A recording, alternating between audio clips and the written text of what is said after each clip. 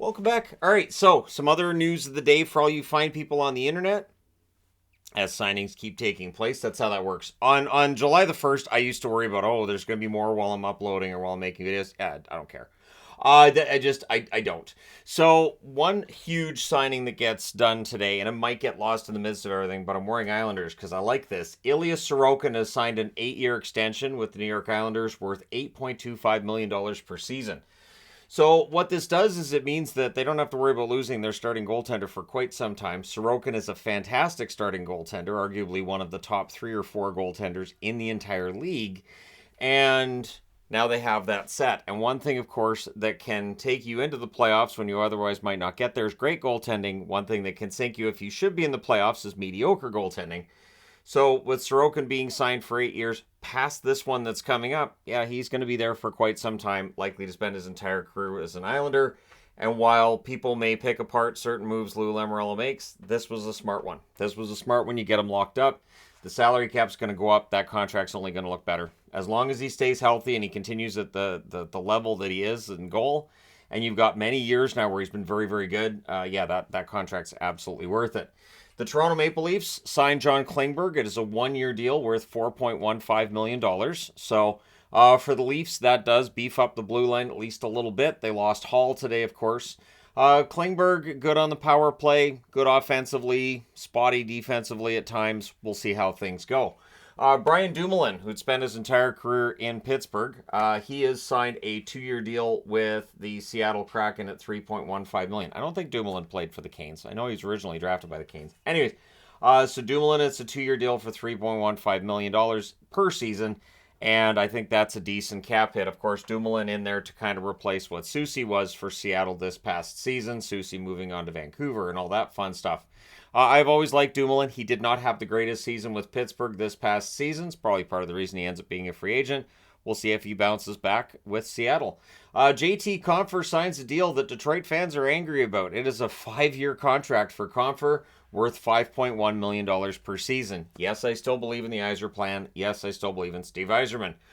It is remarkable to me how Detroit's built up this really good young core. They've got a lot of good players here.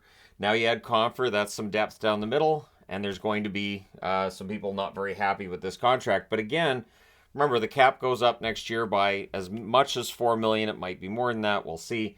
And so these contracts that get signed today should age pretty well. They should. They should. That's always the thing. As long as that number keeps going up with the salary cap, those contracts age very well. So Compher, a good number 3 center for Colorado through most of his run. He did have time as the number 2 center as well. I think he's a solid pickup for Detroit, so we'll see how things go there. David Riddick has signed a 1-year deal with the LA Kings worth $875,000, so it'll, I would think, likely be between he and Copley as to, or maybe between he and Talbot. Like, who's going to be the top 2 goaltenders in LA? Your guess is as good as mine on that one. Riddick can be good. He's had a couple of down years. I would love to see him bounce back with the Kings. But if he doesn't, then he ends up with the Ontario Reign this year, you have to think. And then it would be Copley fighting it out with Talbot for the games at the NHL level. Anthony Stolarz quietly had a pretty decent year for the Anaheim Ducks. Signs a 1-year deal with the Florida Panthers worth $1.1 million. I think that's a decent pickup for Florida. Obviously, they plan to have Spencer Knight back in the fall, but just in case, you should have 3 goalies in your organization, and Stolarz has been solid. So $1.1 million, not a bad payday for Anthony Stolarz, who, again, as I said, I thought he had a decent year for Anaheim, and I'm glad to see somebody picked him up. So there were 2 deals today in the NHL, at least so far. We'll see if it stays that way. Colin Miller, whose cap hits $1.85 million, goes to New Jersey. That cap hits up at the end of this coming season.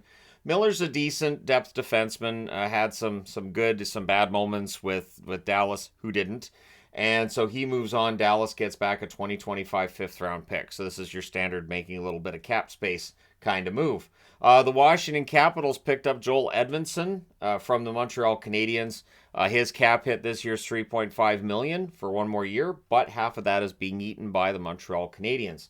So Montreal in return, they get a 2024 third-round pick, a 2024 seventh-round pick, and they retain half of that contract. So that's $1.75 million in cap penalty. Not cap penalty, sorry. In the cap hit for the Montreal Canadiens. I'm so in buyout territory, I'm going to say cap penalty probably a couple of times here and there.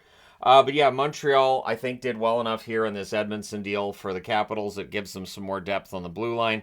There have been rumors about Edmundson getting moved for months now, so it's nice to see that finally take place. And again, it's just 1 year at $1.75 million for Washington. That is completely workable.